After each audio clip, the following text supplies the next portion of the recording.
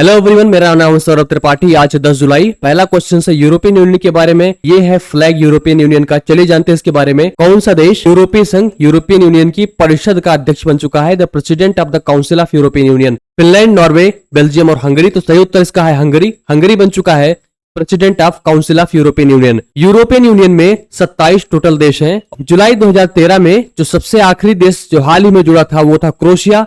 Croatia की राजधानी है ज़ग्रेब। यूरोपियन यूनियन की जो राजधानी है वो ब्रुसेल्स है, बेल्जियम। इसकी जो मुद्रा है वो है यूरो। इसको कुछ ऐसे लिखते हैं। यूरोपियन यूनियन जब बना था तो उसके फाउंडिंग मेंबर्स में सिर्फ 6 देश थे। ये 6 देशों के आप नाम याद रखें। Belgium, France, Germany, Italy, Luxembourg और नीदरलैंड थे। यूरोपीय यूनियन के भीतर लोग रहने वाले लोग स्टडी करने के लिए, काम करने के लिए मुक्त रूप से इन सारे देशों में आपस में ट्रेवल कर सकते हैं। अगर आप यूरोपियन यूनियन में रह रहे हैं तो 27 देशों में आप कहीं भी आ जा सकते हैं बिना किसी वीजा के, बिना किसी रोक टोक के, और कहीं भी काम कर सकते हैं, किसी भी देश में पढ़ाई कर सकते हैं। जो बाहर से लोग जाते हैं उनको एक वीजा जारी किया जाता है जिसको बोलते हैं शेंजन वीजा। शेंजन एक गांव था लग्जमबर्ग में जहां पे एक समिति हुई थी। तो जो शेंजन वीजा धारक होते हैं वो यूरोपियन यूनियन के किसी भी देश में बिना किसी रोक टोक के साथ ट्रेवल कर सकते हैं, जैसे कि यूरोपियन यूनियन के नागरिक कर सकते हैं। हंगरी की जो राजधानी है वो है बुडापेस्ट, और इस देश की जो मुद्रा है, करेंसी है, उसको बोलते हैं फोरिंट, और ये बना है president of the council of European union. तो ये क्वेश्चन हमारा टैंक के बारे में है। ये किसी मिलिट्री टैंक है, एक रिप्रेजेंटेटिव इमेज है, मतलब इससे आप सीख ले सकते हैं क्या है। ये एक्चुअल टैंक की इमेज नहीं है जो हम पढ़ेंगे आगे। डीआरडीओ ने किस कंपनी के साथ मिलकर टैंक जोरावर का अनावरण किया है? टैंक का नाम जोरावर रखा गया है, तो कौन सी कंपनी है? Mazagon dock limited, Cochin shipyard limited, Bharat electronics limited और लाओसन एंड ट्यूब्रो जिसको एलएनटी बोलते हैं। तो ये है एलएनटी। एलएनटी और डीआरडीओ ने मिलकर जोरावर टैंक का निर्माण किया है। चलिए इसके बारे में जानते हैं कि क्या है ये। डीआरडीओ कई सारे टैंक बनाता है। एक तो हो गया अर्जुन, एमबीटी बोलते हैं। एमबीटी का मतलब होता है मेन बैटरी टैंक, और ये कुछ रशियन मेड टैंक्स ऑपरेट करते हैं जिसको हम बोलते हैं T-70 और T-90। ये दो टैंक रशियन मेड है, रशियन ओरिजिन के हैं। और अर्जुना एमबीटी जो है ये भारतीय टैंक है, ये खुद बनाया है डीआरडीओ ने। इसके 2 वेरिएंट हैं, MK1 और MK2। MK2 भविष्य बनेगा, अभी आने वाला है, एडवांस वर्जन है।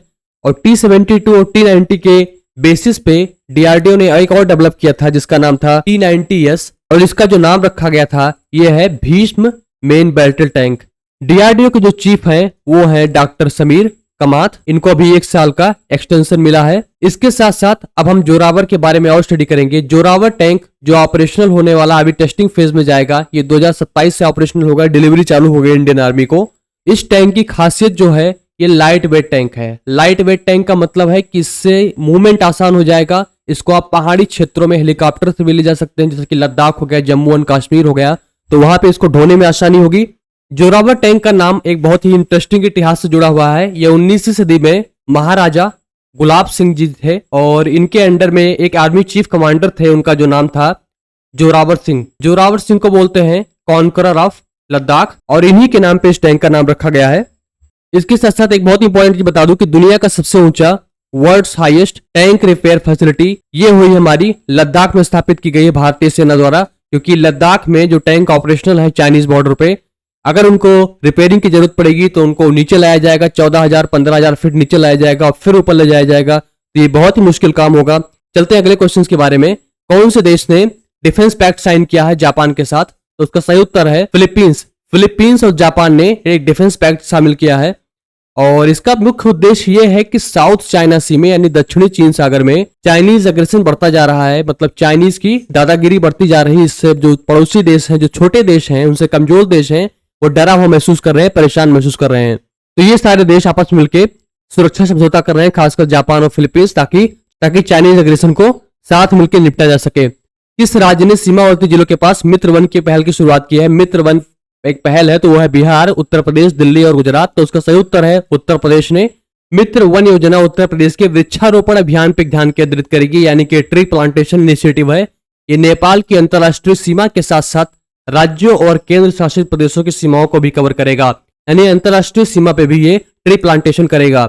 याद रखें कि उत्तर प्रदेश के कुल टोटल 35 जिले हैं जो बॉर्डर डिस्ट्रिक्ट कहलाते हैं, वहां पे ट्री प्लांटेशन होगा, और इसमें से 7 जिले अंतर्राष्ट्रीय सीमा को छूते हैं, नेपाल को छूते हैं। वो डिस्ट्रिक्ट हैं बहराइच, पीलीभीत, बलरामपुर, लखीमपुर खीरी, श्रावस्ती, सिद्धार्थनगर, महाराजगंज है। अभी हाल ही में यूपी निर्माण एक विधेयक पास किया है, अप्रूव किया है, और इस विधेयक में क्या होगा कि यूपी को 4 जोन में डिवाइड कर दिया जाएगा उसको इंडस्ट्रियल डेवलपमेंट की दृष्टि से, और इसमें बनाए जाएंगे SIR यानी कि स्पेशल इन्वेस्टमेंट रीजन, विशेष निवेश क्षेत्र। अगला क्वेश्चन है, ये बहुत इंपॉर्टेंट है, प्लीज इसको ध्यान से समझने की कोशिश कीजिएगा। राष्ट्रीय क्षेत्राधिकार से परे जैव विविधता के पीछे कौन सी एजेंसी है? Biodiversity beyond national jurisdiction agreement, ये कौन सी agency? UNICEF, UNCLOS, UNCTAD, IUCN। तो इसका सही उत्तर है UNCLOS। एक बर्निंग टॉपिक है और इंडिया इसमें हस्ताक्षर करने के लिए मिनिस्ट्री ने अप्रूव कर लिया है कि इस एग्रीमेंट को इंडिया साइन करेगा। तो पहला इसका रिलेशन इस चीज से हुआ। अब आइए इसके बारे में जानते हैं। ये सब कुछ यहाँ पे मेंशन्ड है, लेकिन मैं आपको समरी के रूप में पहले समझाऊंगा, उसके बाद आप इसे पढ़ सकते हैं अपने आप से।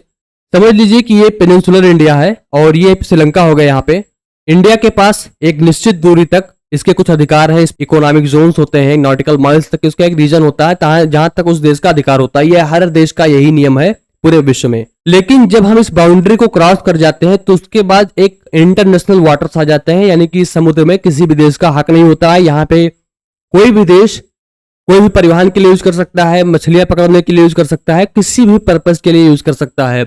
लेकिन ऐसे क्षेत्रों की सुरक्षा के लिए कोई नियम कानून नहीं है, वहां के वन्य जीव बायोडाइवर्सिटी की सुरक्षा के लिए कोई नियम कानून नहीं है। तो UNCLOS उसी के लिए लाया है।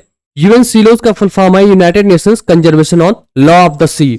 अब आते हैं इसके जो टर्म है, जो एग्रीमेंट है, उसका नाम है BBNJ, राष्ट्रीय अधिकार क्षेत्र से परे जैव विविधता समझौता, बायोडाइवर्सिटी बियॉन्ड नेशनल ज्यूरिडिक्शन। तो इस क्षेत्र को हम BBNJ ना बोल करके अगर आसान में बोला जाए तो उसको बोलते हैं हाई सीज ट्रीटी, मतलब ये समुद्र के परे क्षेत्र है जहां पे देशों पे कोई अधिकार नहीं है। तो इन क्षेत्रों की सुरक्षा पर, उनके वन्य जीवों को बचाने के लिए, वहां की बायोडाइवर्सिटी बचाने के लिए, जिससे कि तेल रिसाव बहुत ज्यादा हो जाता है या बहुत एक्सेसिव फिशिंग हो जाती है, मछली पकड़ने से वहां पे इकोसिस्टम पे डैमेज होता है, ये उन्हीं के कंट्रोल, उन्हीं को मैनेज करने के लिए ये UNCLOS BBNJ लेके आया है। मिनिस्ट्री ने, कैबिनेट मिनिस्ट्री ने BBNJ पर हस्ताक्षर करने के लिए ग्रीन लाइट दे दी है, यानी कि इंडिया इसका हस्ताक्षर करता होगा और इंडिया जिम्मेदारी से अंतरराष्ट्रीय समुद्री क्षेत्रों को रिस्पॉन्सिबल मैनर में ऑपरेट करेगा। किस राज्य ने सर्वश्रेष्ठ कृषि राज्य पुरस्कार जीता है? बेस्ट एग्रीकल्चर स्टेट जीता है, तो ये रहा महाराष्ट्र। महाराष्ट्र ने बेस्ट एग्रीकल्चर स्टेट अवार्ड जीता है। एशियन स्क्वाश डबल चैंपियनशिप 2024 कहाँ आयोजित की गई थी? तो ये आयोजित की गई थी मलेशिया में। मलेशिया में जोहर नाम की जगह है, ये उस शहर में आयोजित की गई थी। और अगला क्वेश्चन हमारा है, विश्व जूनोस दिवस 2024 कब मनाया जाता है? जूनोसिस डे कब मनाया जाता है? तो सही उत्तर इसका 6 जुलाई को मनाया जाता है। इसका बहुत ही इंटरेस्टिंग कारण है, लुई पास्चर ने इसी दिन पहली बार सक्सेसफुल रेबीज वैक्सीन का टीका एक लड़के पे लगाया था और उसका सफल परीक्षण हुआ था, और उसी दिन से इसको वर्ल्ड जूनोसिस डे मनाया जाता है। जूनोस का मतलब होता है कि वो बीमारियां जो एनिमल से ह्यूमन में ट्रांसमिट होती हैं, उसको हम बोलते हैं जूनोस डिजीज। जैसे कुत्ते काटने से रेबीज हो गई, या फिर स्वाइन फ्लू हो गई, बर्ड फ्लू हो गई, तो ये सब जूनोस डिजीज में आती हैं। और ये 6 जुलाई को ऑब्जर्व की जाती हैं इस डे के रिमेम्बरेंस, यानी यादगार के लिए कि लुईस पास्चर का जो पहला सक्सेसफुल वैक्सीन था, रेबीज वैक्सीन था, वो बच्चे पे प्रयोग किया गया था और वो सफलतापूर्वक ट्रायल उसका हुआ था।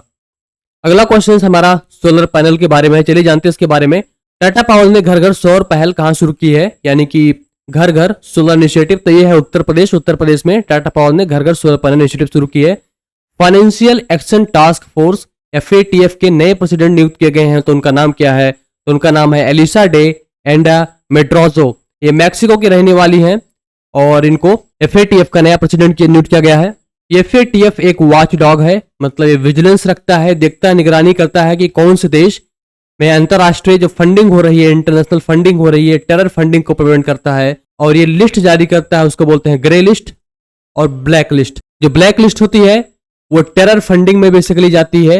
वो देश टेरर फंडिंग के अक्यूज्ड होते हैं कि ये टेरर फंडिंग के लिए पैसा लगा रहे हैं, ये इनके देशों से पैसा जा रहा है। मनी लॉन्ड्रिंग बहुत ज्यादा होती है इन देशों में, ब्लैक लिस्ट में डाल देता है।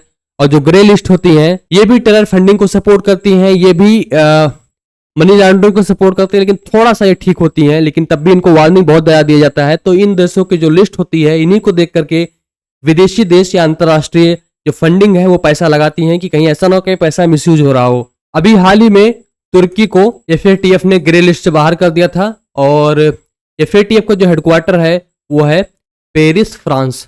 भारतीय जीवन बीमा निगम का पुनः प्रबंध निदेशक यानी कि मैनेजिंग डायरेक्टर एंड CEO किसे नियुक्त किया गया है, यानी कि LIC के MD CEO कौन बने हैं, तो वो फिर से नियुक्त हुए हैं। उनका नाम है सिद्धार्था मोहंती। सिद्धार्था मोहंती बने MD and CEO LIC के।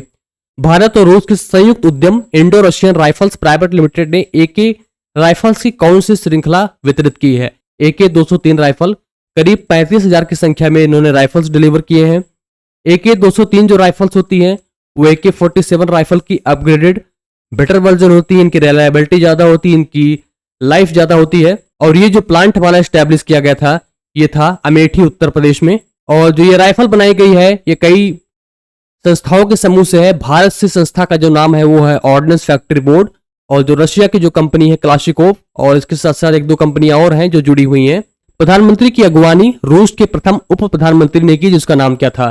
तो रशिया के जो फर्स्ट डिप्टी प्राइम मिनिस्टर हैं वो है डेनिस मैंचुरोव, और इन्होंने प्राइम मिनिस्टर नरेंद्र मोदी को रिसीव किया है रशिया में उनके अराइवल या विजिट के उपरांत। भारतीय हज समिति को एक नया मंत्रालय सौंपा गया जिसका नाम क्या है? इंडियन हज कमेटी ऑफ इंडिया पहले किसी और मंत्रालय में आती थी, लेकिन अब इसको हटा करके दूसरे मंत्रालय में कर दिया गया है। तो उसका नाम क्या है? तो वो है मिनिस्ट्री ऑफ माइनॉरिटी अफेयर्स।